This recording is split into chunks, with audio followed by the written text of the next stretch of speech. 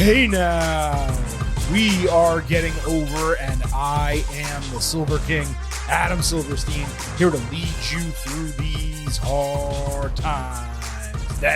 With your 2025 NXT Halloween Havoc instant analysis. That's right, Getting Over is back once again, coming to you just minutes after NXT Halloween Havoc went off the air to break down everything that happened on NXT's penultimate premium live event of 2025. I cannot believe this year is almost over.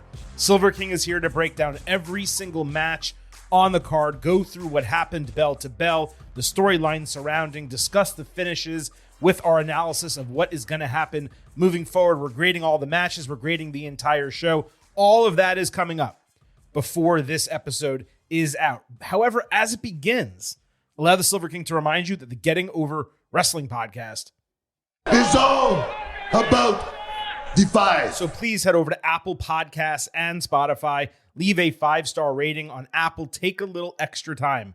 Leave a 5-star written review. If you do, we will read it live right here on the show. Also, don't forget to follow us on social media at Getting Overcast on Twitter and Blue Sky. You get episode drops, news, analysis, highlights. You can send in questions and comments that we will include on the show. And around premium live events like this one, you can vote in pre and post-show polls that we factor into the final segment on these instant analysis.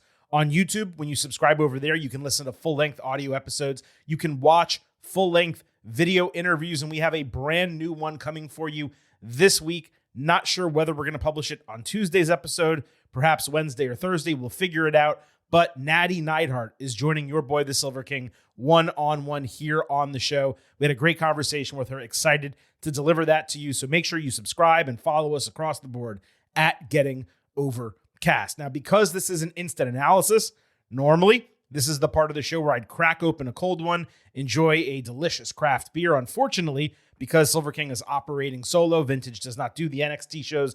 It's also a college football Saturday, so he is unavailable.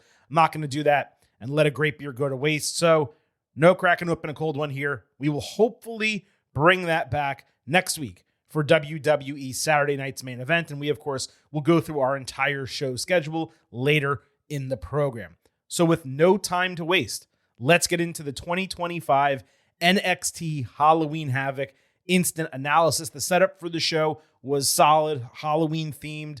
There was a live kind of video on the LED barricade that I thought added some really nice ambiance to the entire show. But in terms of any additional elements to discuss, we're actually going to save that for later in the program. We're going to kick it off not where NXT ended, but rather with the third to last match on the show, the NXT Women's Championship.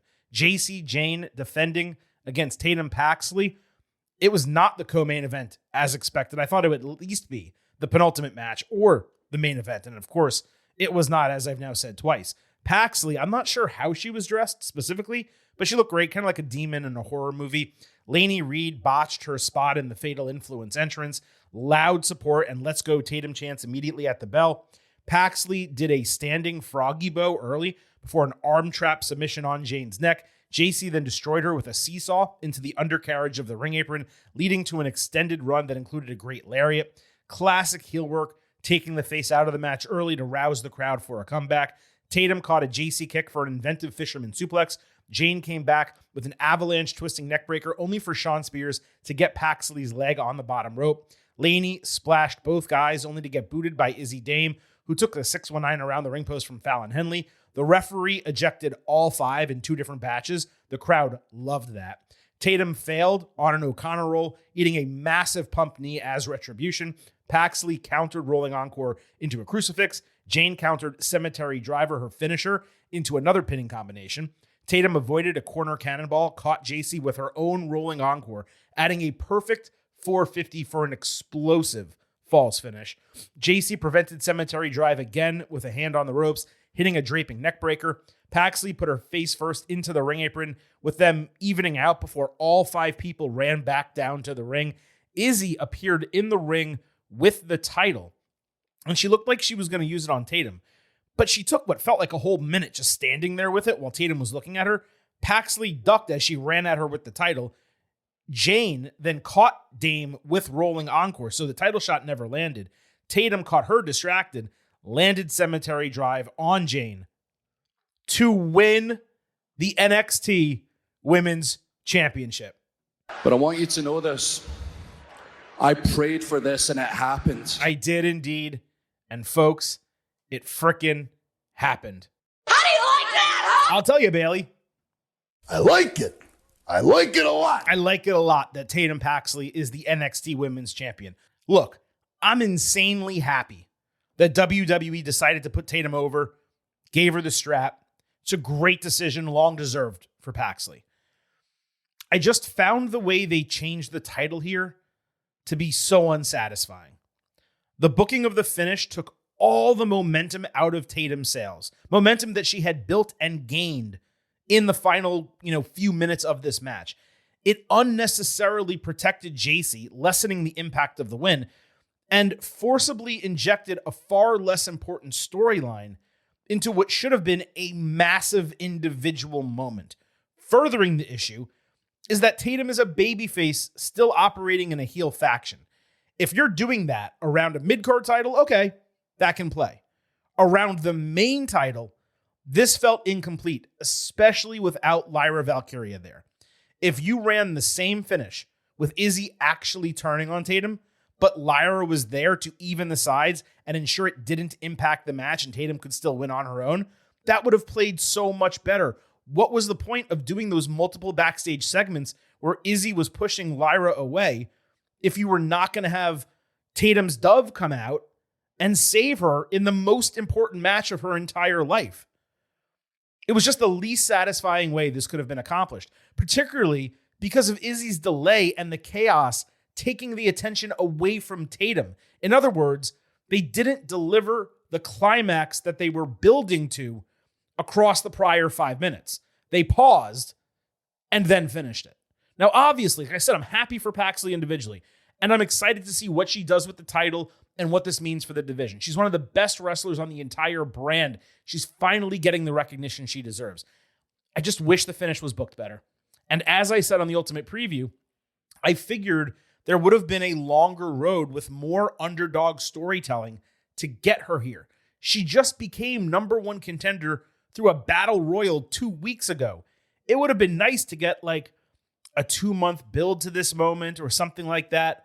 So I'm right on a border here between 3.75 stars B+ and 4 stars A-. It's definitely not any higher than that because of the finish.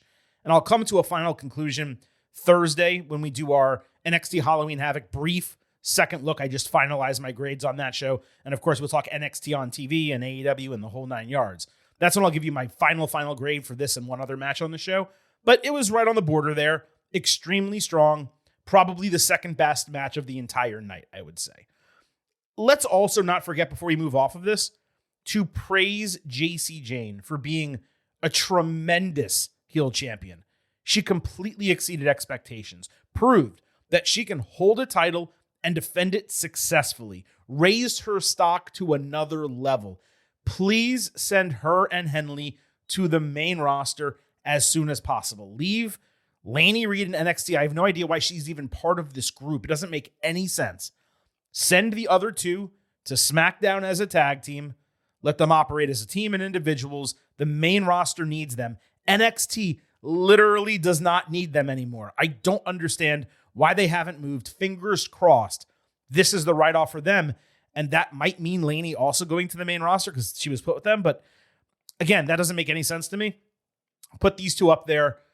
They both are not only talented enough wrestlers to compete on the main roster, they're great promos and character actresses. Like, why are we continuing to waste time with them in NXT? So now that the title's off of her, send them up. Fingers crossed that actually happens again. Big praise for this 5-6 month title reign, whatever it was, for JC Jane. Yes, we all thought she was going to be a transitional champion. I know they used that in storyline. She proved everyone wrong. Not that I and some other people doubted that she could be a champion. We just didn't think NXT was going to go with her in that way, and they did. And they were proven right for making that decision. So huge credit to them. Now, Halloween Havoc actually ended With Tatum celebrating her title win alongside the culling in the loading dock, Izzy was asked, hey, what's next for the group? She didn't want to take away from Paxley's moment, so she didn't really respond. Tatum did promise that NXT would be even crazier starting on Tuesday. So NXT couldn't put this match in the main event, where it actually belonged, considering what happened in the real main event that we're going to talk about next. But it still had Tatum conclude the show in a random quick segment. I found that to be incredibly weird when, again, you could have just put this match on last, done an extended celebration. The crowd would have absolutely loved it. Now, before we move forward, I do need to remind you that I happen to love the number 5. and I hope you do as well, because for $5 a month or $50 for the entire year, you can become an official Getting Overhead. Just visit buymeacoffee.com/gettingover. Sign up. You'll get bonus audio, the fastest 5 minutes in professional wrestling, instant reactions to every major show, and exclusive news analysis posts every week. We're a free show. We're an ad-free show. We would greatly appreciate your financial support so we can keep the lights on and keep this thing running. Again, $5 a month, $50 for the entire year. buymeacoffee.com/gettingover. Now, the real main event of the show was the NXT Championship, Ricky Saints defending against Trick Williams. Booker T clowned Saints' costume, which was indeed odd, but it was not something he should have done, given Ricky's a babyface champion in the midst of being built. It was a rare bad move by Booker. Trick attacked at the bell and then clowned early in the match. Williams landed a flying blockbuster and a jumping neckbreaker before Saints tight-roped for no reason whatsoever, before landing on the canvas, pausing, and hitting a Russian leg sweep. Trick caught a hurricanrana for a Boston Crab, following with a bookend. Saints avoided a neckbreaker, moving into a crucifix and a crossface in succession. Williams hit a bookend into the announce table, then immediately took Ricky, threw him into the ring, hit a trick shot back inside for a false finish. Again, trick shot, terrible finisher, but a false finish. Ricky nearly decapitated himself, doing a rebound clothesline. Trick came back with Trouble in Paradise. Saints countered out of a fireman's carry move with Stun Dog Millionaire, kind of clunky, following with a spear and tornado DDT for the pinfall to retain the title. Now, Williams kind of screwed up here. He didn't sell the stunner well initially. That left him on his feet as Saints was regaining himself still, and that led to one of multiple clunky finishes to the show. Though, I will say the 1-2-3 punch of those moves in succession was actually quite solid. I just wish it was smoother, and I wish it came after a more extended finishing sequence, because it was just kind of something that happened and ended the match. This overall really left something to be desired for me. Part of the issue was the crowd was exhausted coming in after substantial decisions in the 3 matches that preceded it. There also seemed to be some part of the audience that was rooting for Trick instead of Ricky, despite Williams being the clear heel. It was tough to figure out why. Considering the work Saints put in to beat Oba Femi, I figured this was going to be a knockdown, drag-out type of fight, especially if it was the send-off for Williams. And while Trick did get a false finish, it was once, it was extremely sudden. There wasn't much build to that moment. And then the end of the match came pretty close after that, and it was similarly sudden, despite there not being any time limit on the show. It ended a good 10 minutes short of 3 hours, I believe. There was also an odd moment where Booker T rage quit and threw down his headset at the end. I didn't understand that even in the context of him being in the bag for Trick during this entire run. This being Saints' first title defense, and Williams being such an outsized character, I expected a lot more here. On a 6-match card, it was probably the 4th, maybe the 5th best match. I'm not really sure what was wrong. It wasn't exactly no selling, but there was no pace here. They got up really quick from certain key moves, and on top of that, there was hardly any reaction to Saints retaining. This was like Trick reverted to his 2024 self. He was not the improved 2025 version we've seen. He completely regressed in this match. Ricky badly needs another finisher instead of Rochambeau, which I guess he can't hit on the big guys. A freaking tornado DDT rope assisted. That's not getting the job done. I understand it took 3 to put down Femi. Okay, that was fine. But a mediocre Stundog Millionaire spear from a little guy and 1 tornado DDT should not be enough to beat Trick, a 2-time NXT champion and obviously 1-time TNA champion, who's taken far worse punishment in other matches. I went 3.25 stars and a B. This really left a lot to be desired. That might be overrating this match. I'm just being honest. And if this was Williams' exit, he did not go out well. Didn't even get a send-off after the match, like he would have deserved, like so many other NXT superstars have in the past. Super disappointing too, because this go home on this was really strong. It upped my interest and expectation, and it just did not deliver on it at all. North American Championship, Zarya wrestling on behalf of champion Sol Ruca against Blake Monroe. Ruca was down in the dumps backstage, even as Zarya told her doctors cleared her to be ringside. Izzy and Tatum came in, with Izzy bragging that Paxley would win the title. Obviously, this happened before that match. And she made her say, Tatum, that she made the right choice choosing calling over Zaruka. Zarya shot back that Dame wouldn't be winning anything either way. Zarya switched up her face paint for Halloween, had straight hair, I believe, for the first time. She largely dominated early. Monroe escaped a torture rack with an awesome flip counter into an armbar. The de facto champion broke that with a lift-up powerbomb. Fans randomly chanted for Booker T for some reason. I could not understand that at all. It's frustrating, and it's actually insulting to the wrestlers. It's seriously messed up. Come on, Oos. It's a joke, right? It's a joke, Oos. You ribbing me? And you notice that only really happens during women's matches. It's just really off-putting. Monroe got out of the way as Zarya shoulder tackled herself into the steel steps, selling like all hell as if she separated her shoulder. Sol tried to calm her down, then shoved her into the ring post, kayfabe popping the shoulder back into place, which actually plays, considering her athletics background. She would know how to do that. Zarya got a second wind and speared Monroe, who expertly countered an F5 into Sol to the earth. Blake grabbed her hair pick again as Sol was kind of gassing up her friend. Zarya speared the shit out of her. Zarya then chased Monroe around the ring, with Blake purposefully tripping on Sol's crutch. That led Zarya to distract herself by helping Sol up. Blake then pushed Zarya into Sol hit Glamour Shot, which is the name of her DDT finisher ringside, adding a second one in the ring for the 1-2-3 to win the North American Championship. And by the way, it's not just a DDT, it's a butterfly DDT, but it's still not a great finisher. This was a damn good match, kind of saddled by the storytelling elements that slowed it down. In other words, the wrestling from both of them was spot on. This may have been Monroe's best bell-to-bell match since joining WWE. With Sol and Zarya both just upset at losing and not mad at one another after the bell, this really just seemed to be a way to excuse the title change without Ruca losing. I didn't love that on the surface, but with NXT, booking is usually purposeful, so we'll have to see where it goes from here. I would just rather Blake have beaten Sol and earn the title from the champion. That is, unless Ruca does have a minor legitimate injury and she couldn't do it, but they had to change the title here. That's a different story altogether. But again, this is coming out of SmackDown, where she wrestled an entire match, and in kayfabe, Charlotte took out her knee and then beat her with a figure eight. So if she could wrestle that and do an injury angle, why would she not have just wrestled this instead? Cancel that match, wrestle this. As we said on the Ultimate Preview, if any title was going to change on the show, this one made the most sense by a wide margin. Blake gets to operate as a champion while leaving open the women's main event for others on the roster. Theoretically, the Zaruka story continues with Sol not being saddled by holding two titles, as worthless as the Speed Championship might be. We'll just have to see if the ends justify the means here when it comes to the booking, because on the surface, it was a pretty weak out for Ruka. 3.5 stars B, but this was on its way to being higher until that finish.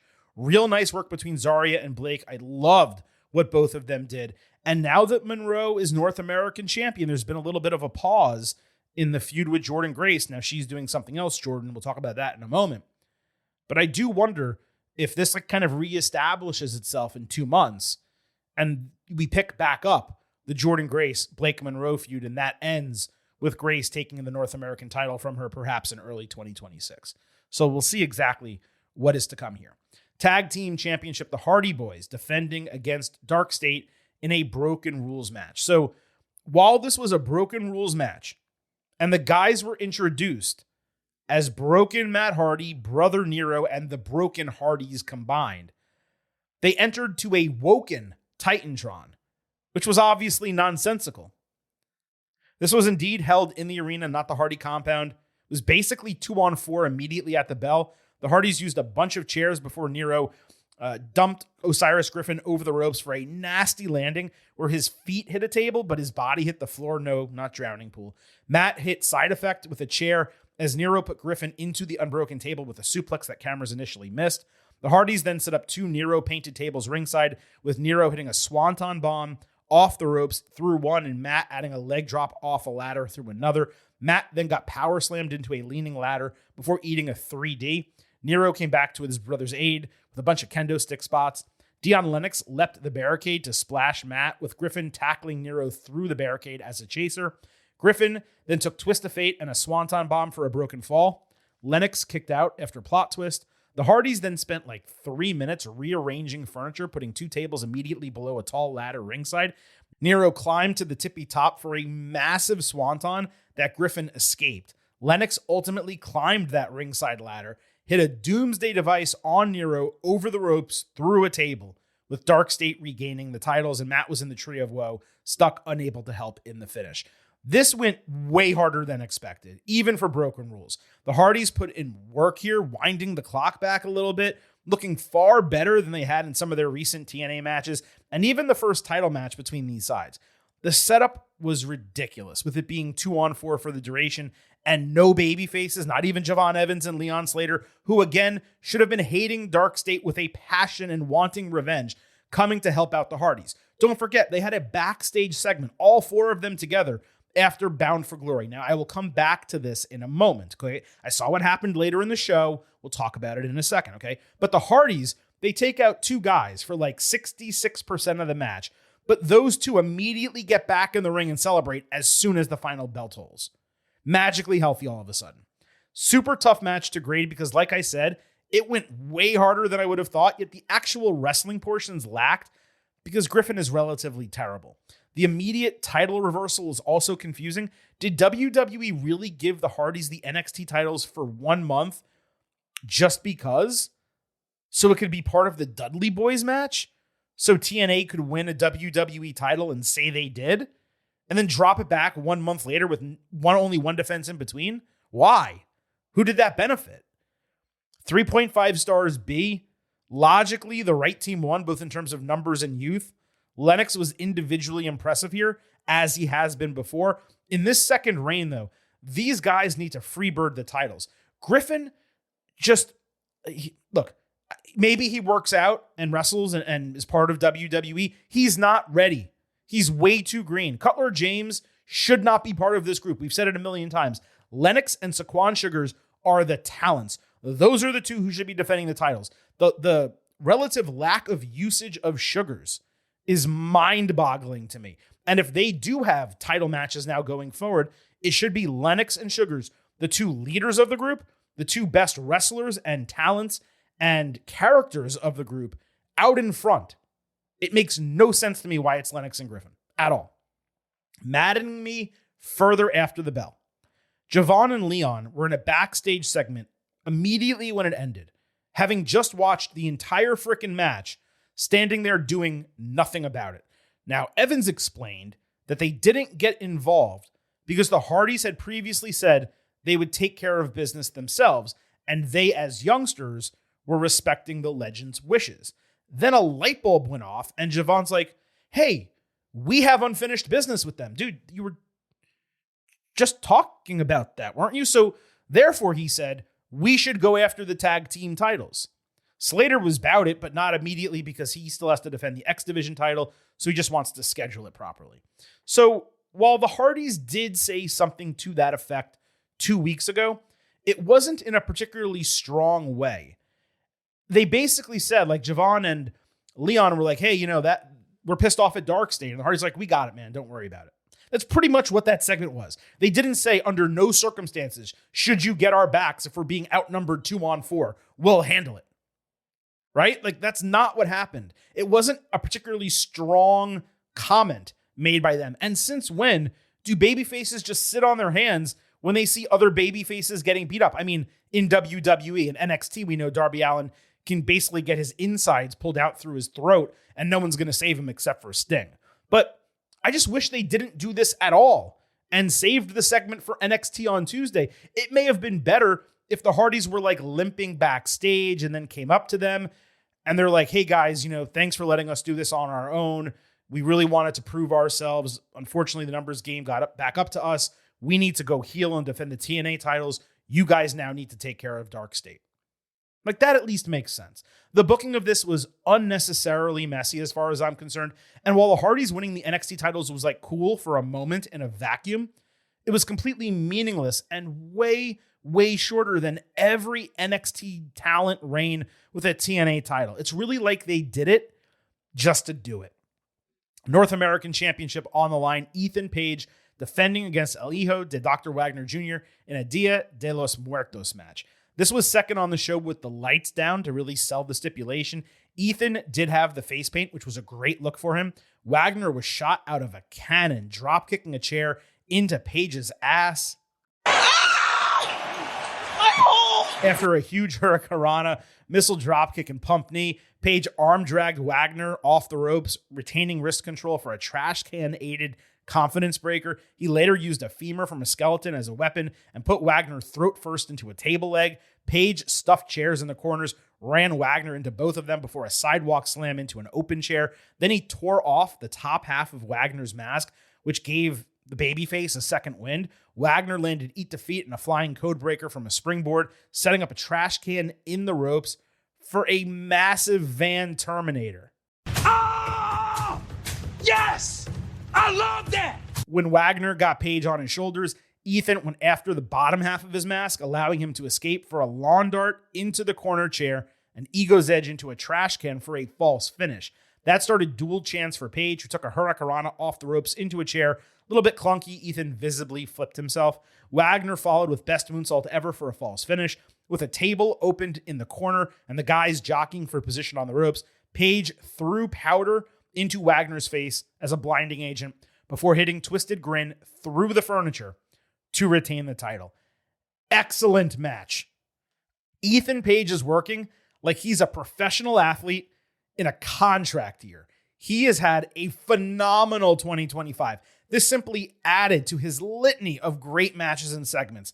He was the star here, but Wagner more than held his own and looked at times as if he actually might take the title. I've seen a bunch of Wagner wrestling recently, both in the AAA matches I've seen, and also I've gone back and watched some of his stuff. This was one of his better performances, and Page is a major reason why. My lone issue is that this was a little bit more of a Halloween match than Dia de los Muertos. The powder at the end was actually the most authentic object that was used. It needed skulls galore, even if it was just decoration. Maybe even like a table of skulls or a bucket of them that they could throw at each other. Anything like that, but that's literally my only note. Terrific spots throughout, super strong work by both guys, mega entertaining bell to bell. The mask spot was done expertly. Wagner looked like a badass with half of the mask off. He kind of looked like Bane a little bit. I was on the border when I finished this of between 4 stars A- and 4.25 stars A, but now that I go back through the match in my mind, I'm breaking it down for all of you, I'm at 4.25 stars A. It was easily the match of the night, and these guys absolutely freaking delivered, man. Javon Evans and Leon Slater fought La Parka and Mr. Iguana. No, WWE did not license Thriller for La Parka, in case you were wondering. This appropriately opened the show. Heavy showcase to start with La Parka hitting a tightrope springboard moonsault as the highlight. He also did a springboard missile dropkick to Evans, well, his taint. Yeah, pretty much the same move twice. And a twisting sidewalk slam to Slater. The match then just stopped. They did a whole chop fest before La Yesca got involved. Slater did his Tope con Hero over the ring post before Javon hit a frog splash nearly across the entire ring. Though the close-up camera angle totally undersold how impressive the distance was. Yesca then got the Keith Lee spot rising between the youngsters from behind, only for something with Iguana to get botched over the ropes. La Parka took Utopia with Slater aborting his high risk because Yesca got thrown at him. La Parka then did a conceptually cool twisting jackhammer that landed in clunky fashion. Evans and Iguana then botched caddy corner springboards, only for Slater to catch La Parka trying to break a fall like he was flying in the air. He caught him midair with an RKO. That was the spot of the entire match. Javon took out La Parka ringside with Slater landing the Swanton 450 for the win. Unfortunate, but not surprising that this failed to deliver to expectation. The build and reasoning for even holding the match was soft. The match booking was eye-rolling for yours truly. And the wrestling itself, and now we're talking about the match on the show, was messy in many different parts. I kept waiting, hoping it was going to hit another gear, and it was just mediocre. It was almost like an AEW kickoff, or I guess they now call it a tailgate brawl match, but it was like one of those on an NXT PLE. This is not what NXT does. Yes, they can have incredible, high-flying, athletic, entertaining, high-level work rate matches. They can, but they don't do this, and they don't do this for a reason, especially with two guys who are 21, working with other dudes who they just don't see on a regular basis and have not been training with in the Performance Center and in Slater's case at all, right? Because he doesn't work with them in any form or fashion. No one benefited from this match. It was the worst match any of them have wrestled in WWE, maybe in their careers. And I'm not sitting here trying to tell you it was actively bad. The fans were entertained. They chanted the entire time, but critically for me, I did not like it. Too long as well. I'm at 3 stars B- simply because there were some individual parts of the match that hit, but as an entire package, it was certainly nothing special. Even the Yeska stuff was boring outside of the Keith Lee homage. To my utter shock, La Parka was the MVP, even over Javon and Leon. You have Javon, who is like your top baby face right now. I know Saints is the champion and Tatum Paxley is over. I get all that. Javon is the top baby face in NXT. And you have him in a showcase match where he's not even the one being showcased. And we'll talk about some problems with NXT creative and booking before this show is out, but this is one that just screamed out to me. This guy almost beat Oba Femi a couple months ago for the title. You didn't have him be the one to beat Oba for the title. You gave that to Ricky, who I'm happy that he's champion, but there was really no reason he was the one to beat Femi. You could have had Javon beat Femi and then have Ricky as a heel beat Javon. And, there's a million different things that you could have done, but you eschewed that. And now you're having him in basically the opening match, tagging with a guy who isn't even on your brand against two dudes who definitely aren't on your brand in a match that was booked for no storyline reason whatsoever, other than it's Halloween and we had a skeleton and an iguana wrestling. It didn't fit. It didn't work. There was another Kalani Jordan being an asshole for no reason segment with her bragging to Jordan Grace about being TNA champion. Grace correctly pointed out that Lonnie's tried to do this attitude before, and it didn't benefit her because it wasn't real.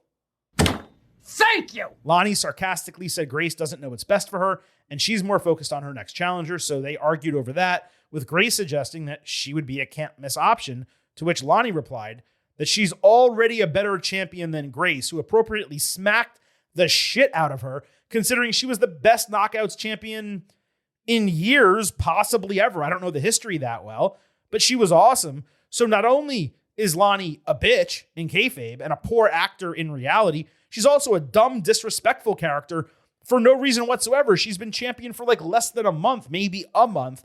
And I don't know that she's had a title defense. At least she hasn't on WWE television. I don't understand what they are trying to do with her at all. It's not working, folks.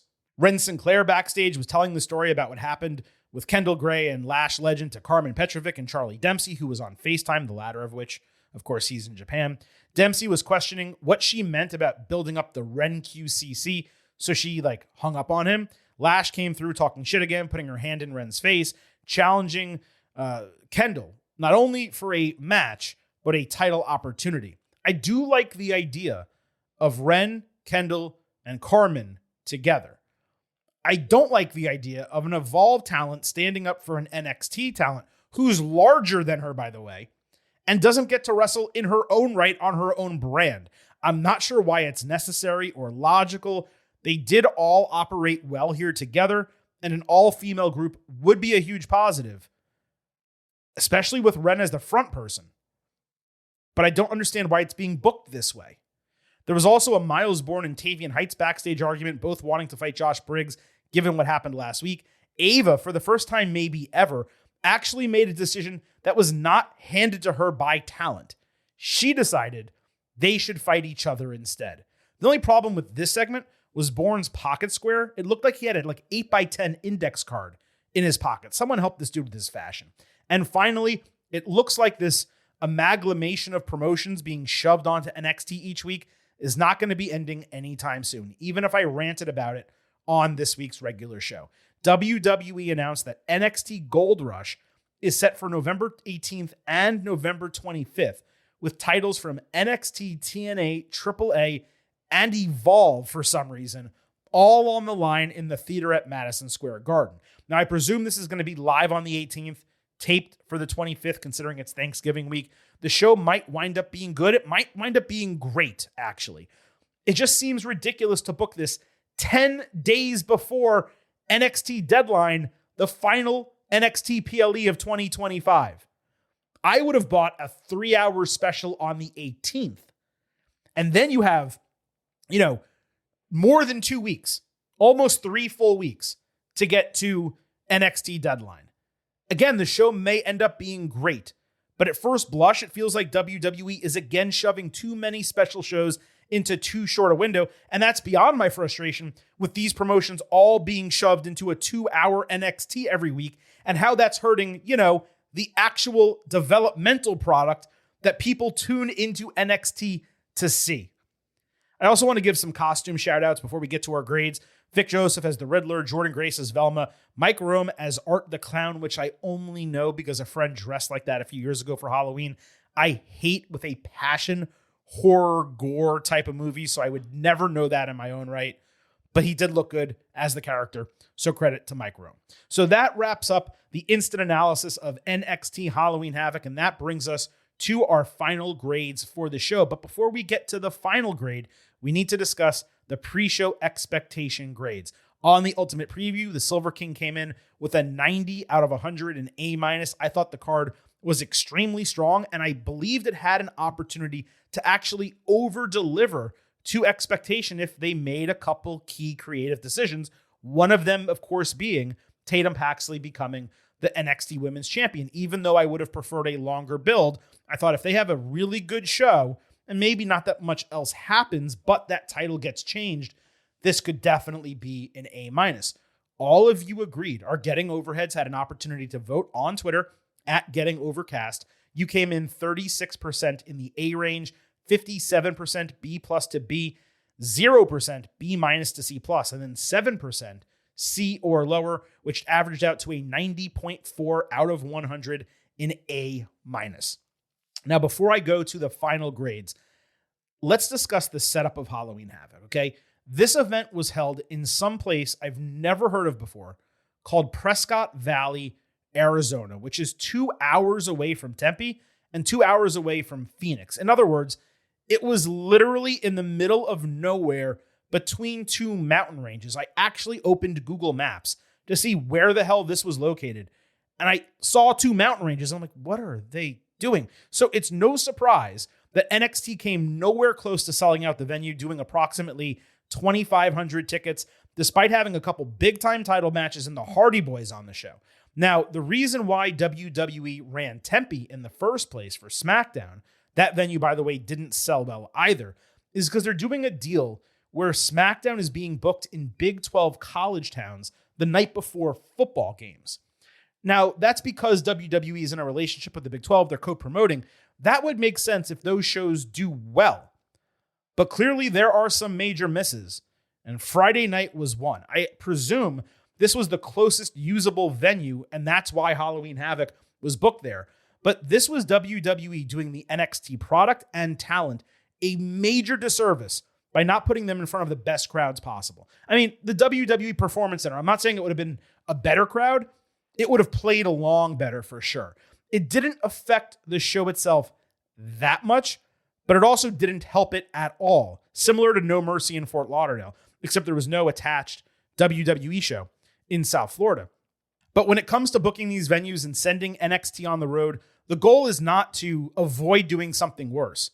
The goal should be to do something actively better. Put them in front of fans who badly want to see this brand of wrestling. A significant number of fans, 4,000, 5,000.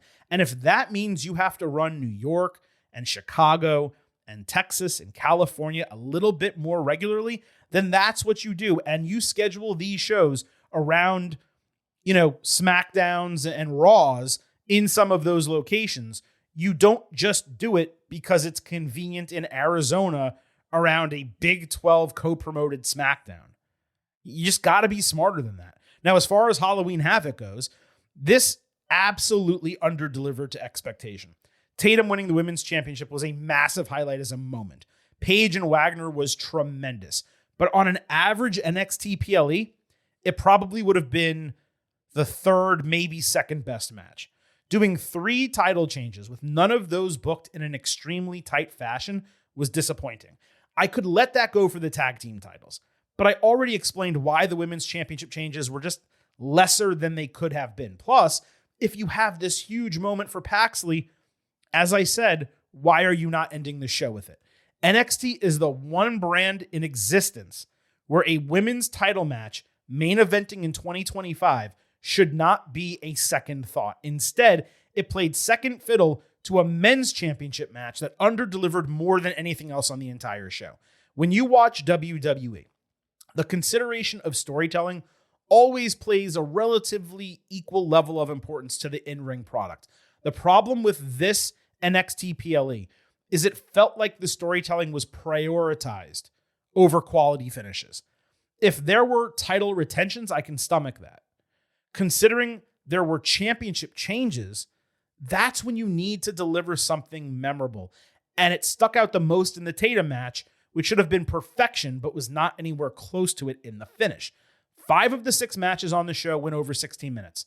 Huge positive. The 2 longest were the tag team matches, which was entirely wrong in both cases. They should have shaved 4 to 5 minutes off of each of them and dispersed them otherwise, especially to Zarya and Blake, which was the shortest by 5 whole minutes on the show, despite both of them being able to wrestle and there being plenty of story to utilize in that match. Overall, when you look at the matches, 6, the match time, and the relative lack of ads, the presentation and content of Halloween Havoc is what WWE PLEs should more closely resemble from the main roster. And that's not even counting all those extra backstage segments. It was a quality show top to bottom, but it was nowhere near my A- expectation. I'm going with a B+, an 87 out of 100. Tatum's title win is the lone reason it's not like an 85. That meant a lot to a ton of fans, and most of the match was nails. It was just the ending that was a little bit too soft. Now, all of you are getting overheads. You had the opportunity to vote again in our post-show poll on Twitter, and technically there's still time remaining on the poll, but we don't have the luxury of waiting until it ends. I'm in the middle of taping a podcast. So your votes, as they stand right now, are 41% A+ to A, 38% A- to B+, 21% B to B-, 0% C+ or lower. That averages out to a 90.9 out of 100, a 91 A-. So not only do you disagree with the Silver King, you're higher than your expectation grade, or at least let's call it equal, relatively equal to your expectation grade. Whereas I, of course, am multiple points lower. And this may be the first time where we've had that kind of drastic difference of opinion, at least in a long time on the show. I'm not going to say ever. It's probably happened before. But I would say at least probably this year, or at least over the last 6 months, where we've really been that off between my perception of the show and your overall perception of the show. Again, there's time left in this poll. If there's any marked change to it over the remaining 30 minutes, we'll go ahead and break it down Thursday when we do the NXT Halloween Havoc. Second look, we talk NXT and we talk AEW. But look, I'm not going to sit here and say that NXT has lost the plot, because historically, even when we think that might be the case, they turn around the next week, slap us across the head, and say, what are you talking about? Why would you doubt us? But the booking on this show, it was some of the roughest we've seen on a PLE in a long time. The match pacing was not up to snuff in many cases. There were more mistakes than usual. And again, the integration of TNA, AAA, Evolve, Speed, and occasionally LFG, it's hurting the TV product. That's separate from Halloween Havoc. So NXT for me right now, as much as I put it over, as much as I tell people it's the wrestling show you're not watching that you should be, NXT is not operating at peak performance like it was earlier in this year and really just a few months ago. Now we'll have to see if it can find that juice again. And I don't have much of a doubt that it will. But over the last, couple of months coming out of Bound for Glory, doing the invasion that wasn't an invasion on television. Now this show, booking for NXT Gold Rush, which is 3 and 4 weeks away. So we're keeping the, TNA and AAA talent on screen, and now Evolve talent as well. To me, it's just kind of like you guys are getting away from what made NXT NXT, and that was seeing Ren Sinclair and Thea Hale and, these up-and-coming singles wrestlers in the men's division, which, by the way, is now incredibly weak because who do they use when they need people? They're using Leon Slater from TNA, Mike Santana, Joe Hendry, who I guess is technically kind of NXT now, but the point is, it's halted development for NXT, and you're not getting some of those organic developmental stories that we've been able to sink our teeth into. Think about this show. 3 of the 6 matches had nothing to do, for the most part, with NXT. I mean, it wasn't like a deep, ingrained NXT storyline. The other 3 did, but even the build to Trick and Ricky was relatively fast because Trick had just dropped the TNA Championship and he was mostly operating in a storyline around that brand. So I don't think it'll take much for NXT to kind of get back to basics and find their juice again. I just don't know when it's going to happen because, once again, we have this NXT Gold Rush thing, which I'm not saying no one wants because it could end up being a great show. The concept is great, but they got to space this out. Pick a couple times a year where you do deep integration. The remainder of the year have a singular person or a couple people show up here and there, do an NXT Gold Rush, do an invasion type of show, do a Worlds Collide, but space them out once a quarter. We don't need one of these every month, which is pretty much what's happening right now. And it's just soiling the purity, for lack of a better term, of NXT, which is WWE developmental on screen. So we as viewers can get used to the wrestlers and start liking them and then see them move up to the main roster. There's a stagnation right now that's being caused by this, despite the fact that WWE has LFG and Evolve and the WWE ID program, for better or worse.